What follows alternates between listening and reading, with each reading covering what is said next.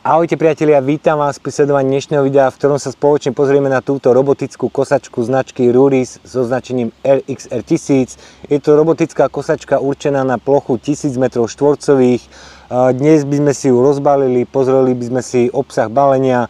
Ja by som do zajtra naštudoval manuál a zajtra by sme sa pustili do inštalácie. Tak poďme si to rozbaliť.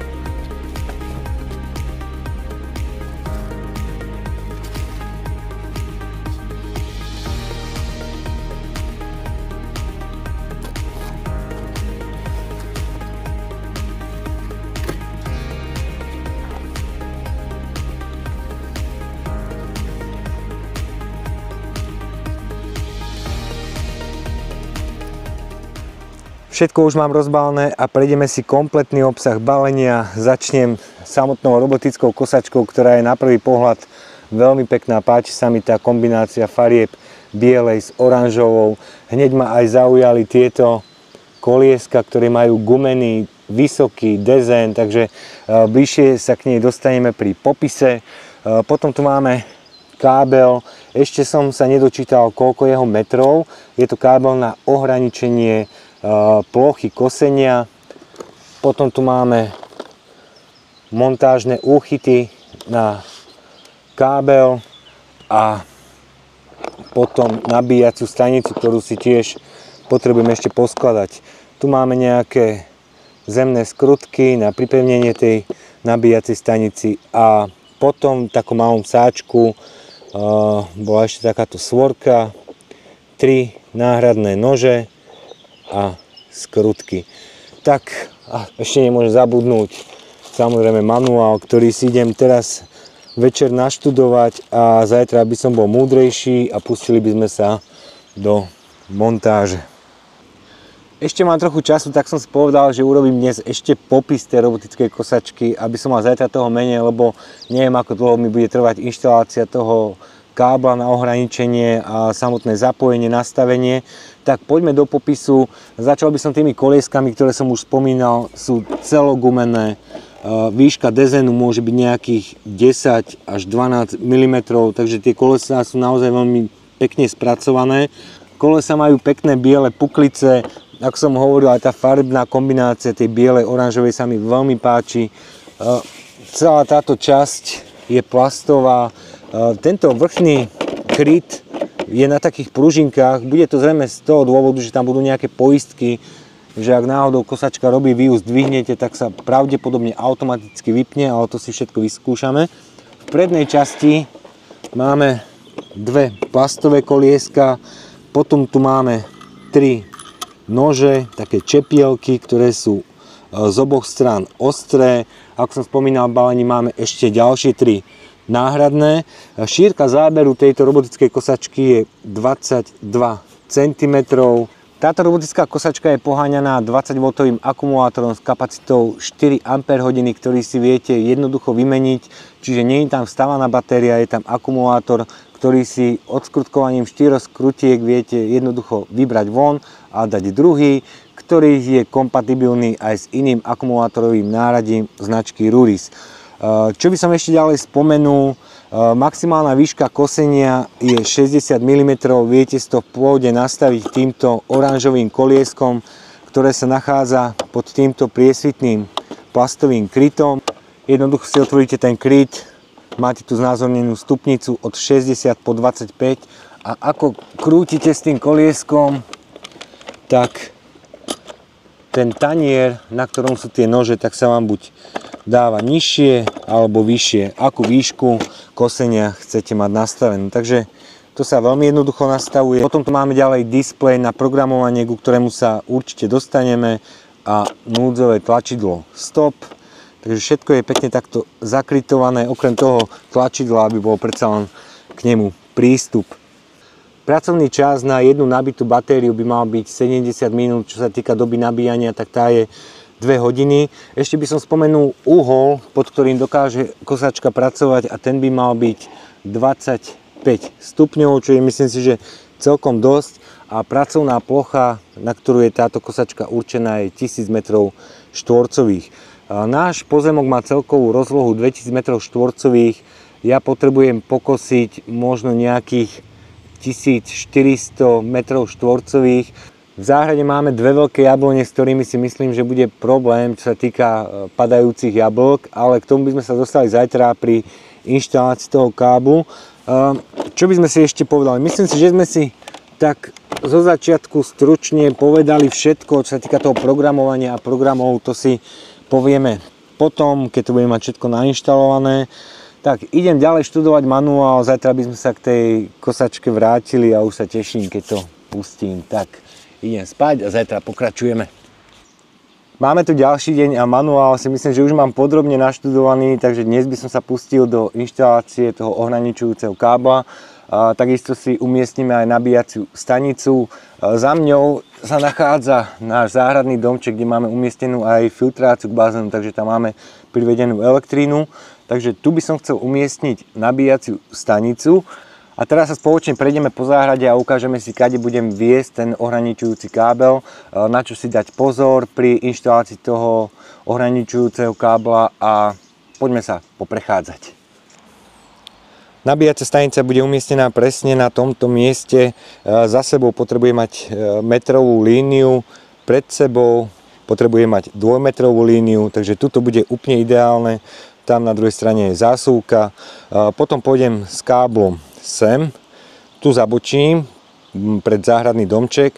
Treba si dať pozor na uhly, nemôžete dávať 90 stupňový uhol, ale uhol rozdielte na 2 45 stupňové uhly, alebo môžete spraviť nejaký rádius.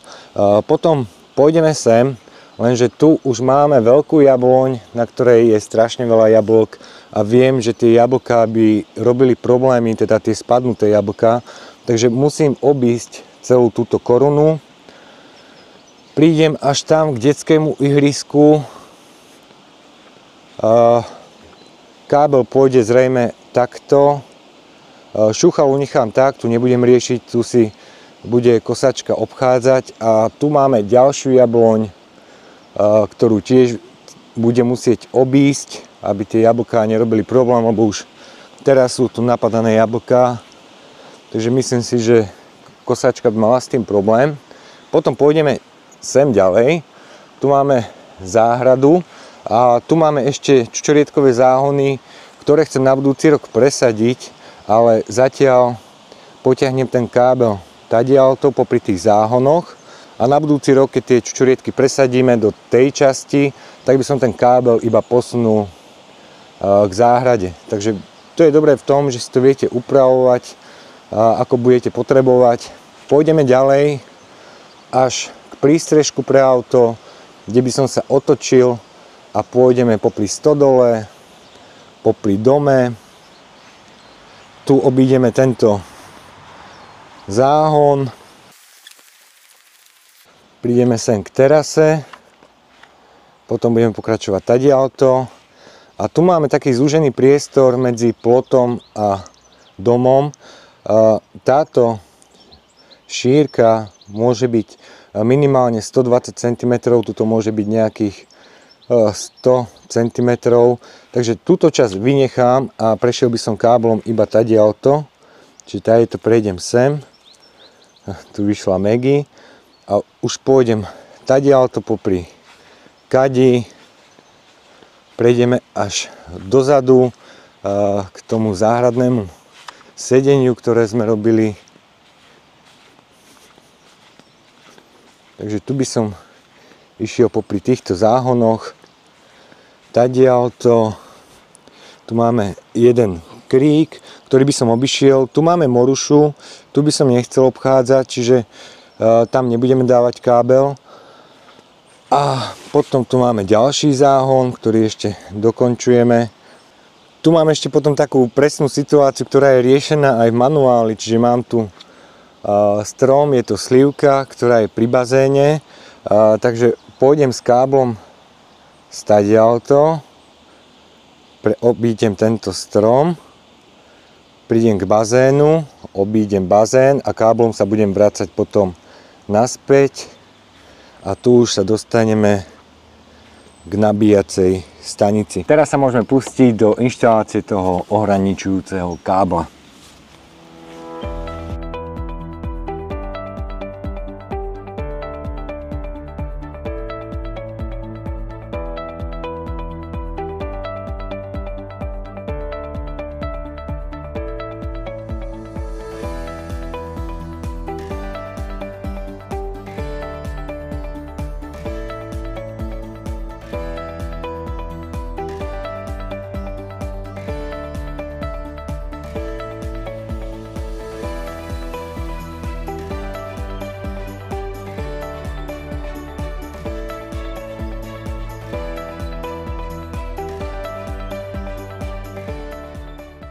Ohraničujúci kábel mám zatiaľ len tak voľne položený, potiahol som si ho po všetkých tých miestach, čo sme si povedali.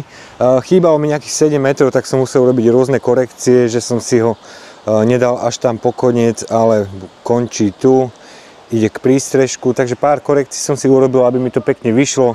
Chýbalo mi tam možno nejakých 7 metrov a teraz si idem zobrať gumené kladívko a idem si ten kábel popripevňovať, tak poďme do práce.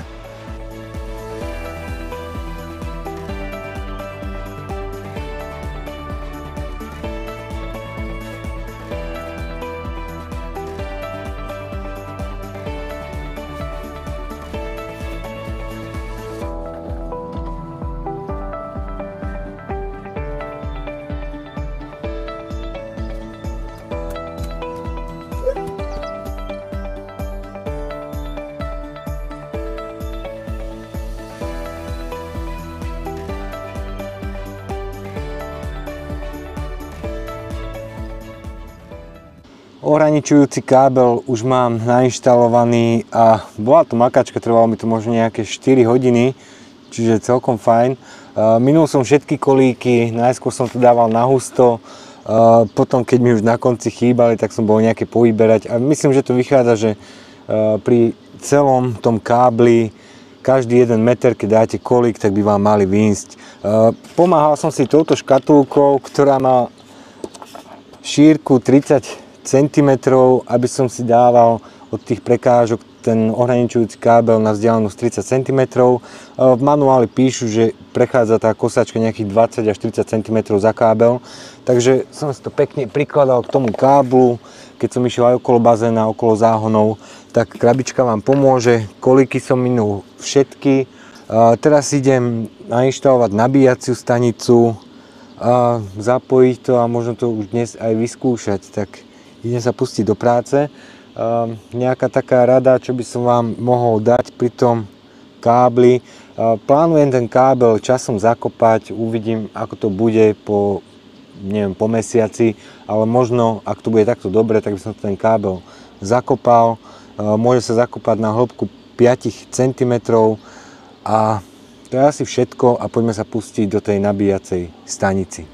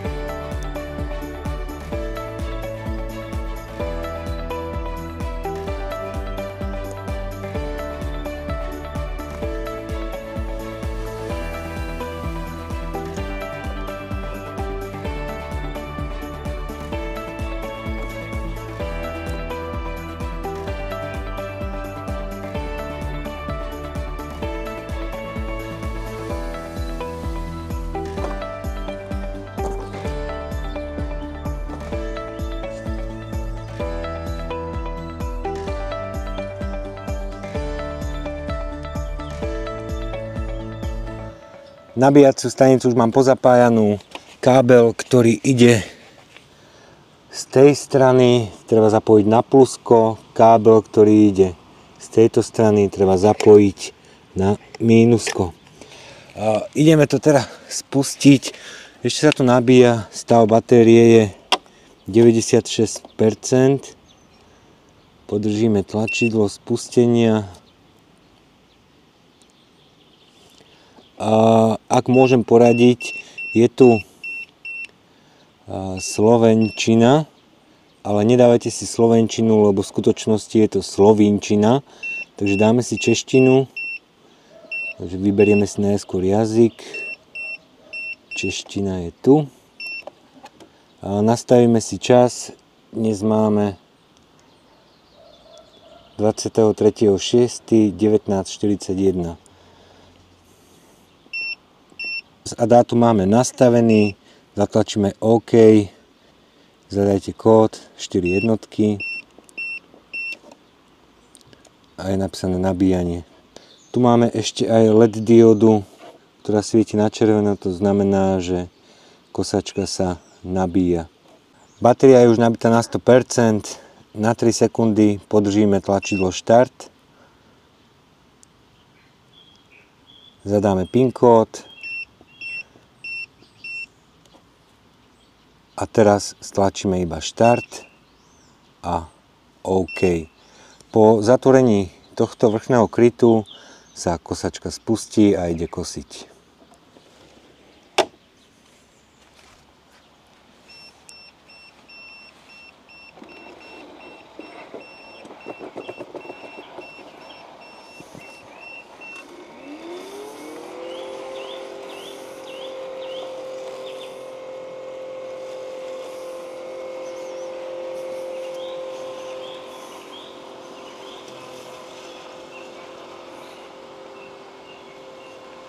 Ide teraz presne po kábli.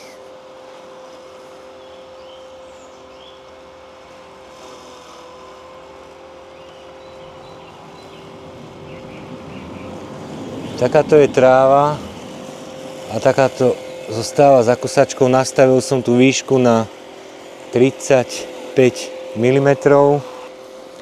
A je vidno takto pásik, že je pokosené. Asi si to ide teraz celé obísť, tak uvidíme, ideme za ňou.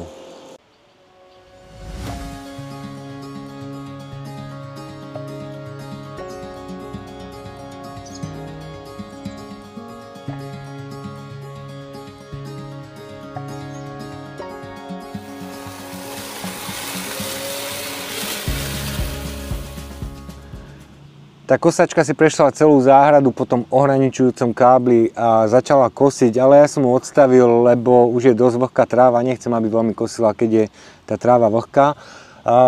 Preto si idem teraz nastaviť ešte časovanie, lebo zajtra idem do práce, tak aby okolo nejakej 9 ráno, keď budem v práci, aby začala kosiť a prídem domov a hádam, bude pokosené. Uvidíme, či to bude fungovať.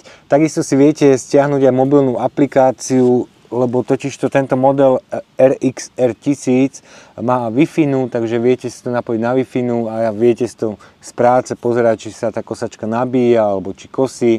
A priamo v tej aplikácii si viete nastaviť časy a rôzne tie nastavenia, ktoré si viete urobiť aj na tej robotickej kosačke. Takže môžete mať aplikáciu v telefóne a z toho si viete ovládať režimy tej kosačky. Tak poďme si nastaviť na kosačke priamo tie časy a zajtra sa pozrieme, ako pokosí. Zatlačím tlačidla OK, sa dostaneme do menu. Máme tu bodový režim, nastavenie, časový plán a sekundárnu oblasť, čiže viete sa tam nastaviť rôzne oblasti. A ideme na časový plán. Takže keď chcete, aby to bolo všetko v rovnaký deň, tak si to dáte napríklad sem. Viete si nastaviť počas dňa 2 intervaly, čiže keď chcete, aby vám kosilo napríklad od 9. do 12. a potom niekedy po obede od 3. do nejakej 7. večera. Tak máte tam až takéto možnosti. Dáme si to na všetko, dokonca si viete nastaviť na každý deň v týždni, čiže ak máte víkend, chcete, aby si trošku odýchla tá kosačka, tak si to cez víkend vypnete. Ale ja si to dám na každý deň Máme tu čas od 9. do 12. To by som si, tu si upravím, dám si do 1. Dáme do 1. A potom po obede nech začne kosiť od nejakej 3. alebo dáme od 4. do 7. To bude úplne ideálne. A dáme ešte OK. A môžete vidieť, v každom jednom dni je to nastavené od 9. do 13. od 16. do 19. Môžeme ísť dole, každý deň v týždni je teraz nastavený rovnako. Máme tu ďalší deň, práve som prišiel z práce a kosačka si robí svoju robotu. Začala kosiť o 9. ráno, potom sa išla nabíjať o 4:45, čiže na jednu batériu vydržala kosiť cez 3 hodiny, čo je celkom slušné. Potom sa išla nabíjať a išla znovu kosiť. Čo sa týka pokosenej záhrady, tak je už teraz vidno rozdiel na to, že začala kosiť ráno. Ešte zostáva pár takých ostrovčekov, kde ešte musí prejsť, ale čo som prekvapený, tak je celkom dobre pokosená aj tá predná časť a vidno aj rozdiel pri tom detskom ihrisku, kadiaľ ide ten ohraničujúci kábel, takže za mňa veľká spokojnosť. Čo som mohol za tých pár minút odpozorovať, tak tá vzdialenosť tých 30 cm je úplne ideálna. 25 cm by som nedával, lebo tam už hrozí riziko, že vám bude narážať do tých vyvýšených záhonov. Takže za mňa určite dať 30 cm od tých záhonov. Čo som si ešte všimol, pri vyššej tráve tá kosačka spomalí, zvýši otáčky toho taniera s nožmi, začne kosiť viacej a zase keď príde na tú pokosenú trávu, tak zase zrýchli. Takže sama si to všetko reguluje a za mňa obrovská spokojnosť. Záhrada je pekne pokosená a spokojný som. Tak ideme to sledovať, ukážeme si nejaké ešte tie programy, čo tam sú, vyskúšame si to bodové kosenie, ale za mňa prvý deň palec hore. Máme za sebou prvý týždeň kosenia, čo je taký časový interval, kedy štartujem našu motorovú kosačku a kosievam záhradu. Ten rozdiel medzi tou plochou, kadiaľ sa kosačka pohybuje a medzi tou plochou, kam nechodí, čiže kadiaľ ide ten ohraničujúci kábel, je naozaj viditeľný. Všetko je veľmi pekne pokosené a ja som veľmi spokojný, lebo už som aj pokosil tie časti pod stromami aj pri tom detskom ihrisku a trvalo mi to dokopy pol hodinu. Predtým mi kosenie trvalo 2 hodiny, čiže o 1,5 hodiny týždenne by sa mal skrátiť môj čas určený na kosenie, čo je veľmi dobré. Za mňa celkovo veľká spokojnosť. Keď dochádza baterka, príde si na ten kábel, pekne sa navedie do tej nabíjacej stanici, tam není žiadny problém. Kosieva tak 3 hodiny na jednu baterku, nabíja sa okolo 2 hodín. Z toho týždňa, čo tá kosačka kosila, tak asi 2 dni pršalo, čiže má zabudovaný dažďový senzor, takže bola v nabíjacej stanici, nekosila a potom si išla zase svoje bomby a všetko v pohode postihala pokosiť. Čiže ja si myslím, že tie 3 hodinky denne, keď kosí, tak bez problémov zvládne tých, rátal som to, môže to byť nejakých 700 štvorcov, čo má na kosenie, takže za mňa veľká spokojnosť. Poďme si ešte ukázať nejaké kosenie alebo to programovanie, čo sa týka bodového režimu. Ten bodový režim by mal byť taký, že ju umiestnite na nejaké miesto, zvolíte si bodový režim a ona bude chodiť po špirále do nejakého priemeru a všetko by vám v tej ploche okolo toho bodu, ktorý si vy zvolíte, mala vykosiť. Tak poďme si vyskúšať a navoliť tento bodový režim, aby ste mali predstavu, ako to funguje. Tak kosačku si jednoducho odstavíme, dáme si ju na miesto, ktoré chceme pokosiť, môžeme dať, ja neviem, niekde sem.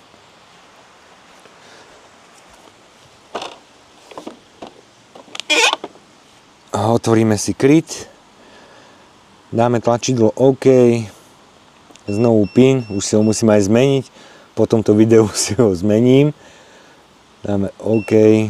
A teraz si navolíme, bodový režim je vo voľbe hneď prvý, dáme OK, zatvoríte kryt a kosačka sa začne otáčať a po špirále pôjde a všetko pekne vykosí.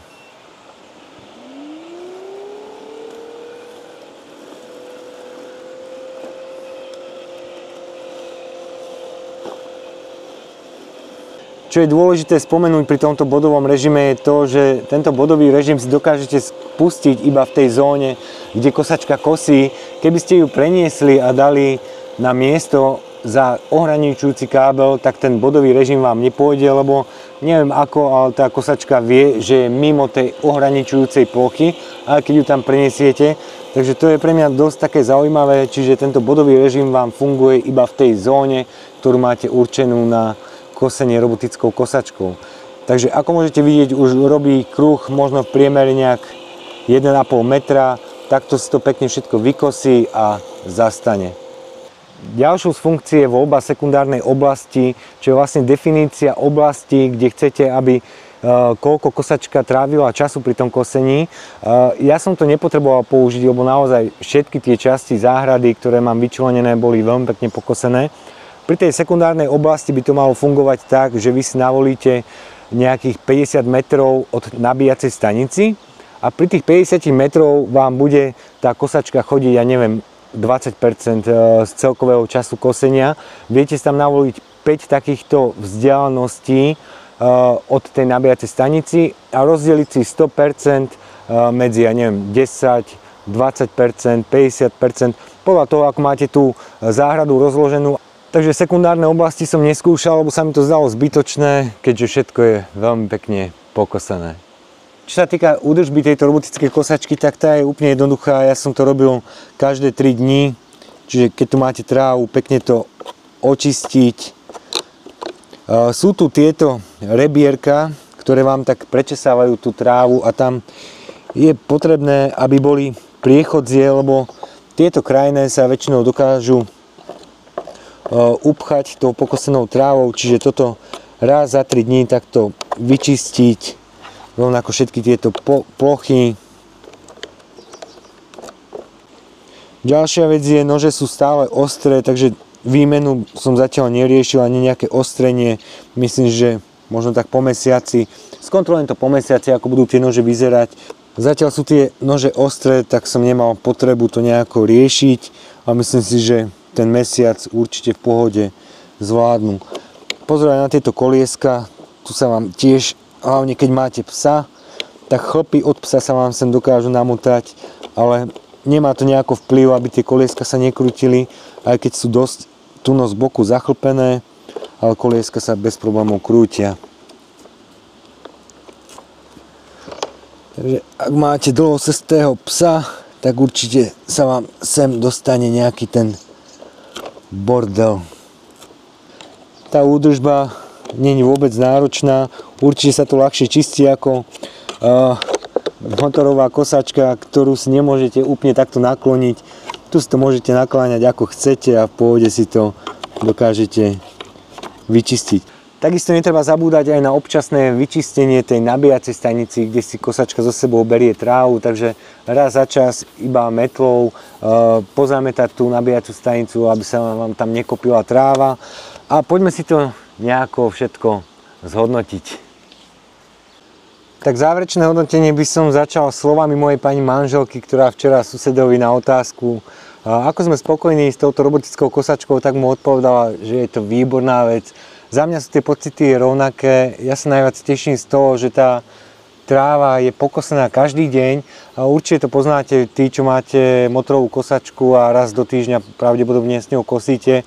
Keď pokosíte, tak tie prvé 2-3 dní sa tešíte z pokosenej trávy. Na 5. na 6. deň už je tá tráva veľká. Na 7. deň už vás trasie, kedy idete kosiť, náhodou príde nedeľa, kosiť nemôžete, tak kosíte až pondelok a tá tráva už je veľká, musíte behať s tým košom, takže tu tie problémy nemáte, kosačka si ide svoje každý deň, tie 3 hodinky denne, keď si pokosí, tak každý deň je ten trávnik pekne pokosený, takže za mňa, čo sa týka tejto robotickej kosačky, veľká spokojnosť. Čo plánujem do budúcna, tak je určite si zakopať ten ohraničujúci kábel nejaké 3 cm do hĺbky, lebo dosť jazdím po záhrade na traktoríku, sem tam aj prešmyknem, tak náhodou, aby som ten kábel nechytil, nenamotal na koleso, tak radšej ho zakopem a budem mať svätý pokoj. Takže to budem robiť niekedy na jeseň, keď už bude tá zem mäkšia, lebo teraz je to dosť tvrdé a nechce sa mi to zakopávať. povedzme si aj niečo negatívne. Prvé 4 dní ma hnevalo vrzganie týchto vrchných dvierok, ktoré asi na 5. alebo na 6. deň prestalo a tie dvierka už idú v pohode. Naozaj dosť hlučne to vrzgalo, ale teraz už to ide v pohode. Som prekvapený aj z dĺžky toho kosenia, ako som vám spomínal, 3 hodiny vydrží kosiť na jednu baterku. Tu je písaný čas 70 minút, možno to mysleli pri 2 Ah baterke, pri tej 4 Ah baterke v pohode 3 hodiny si kosí.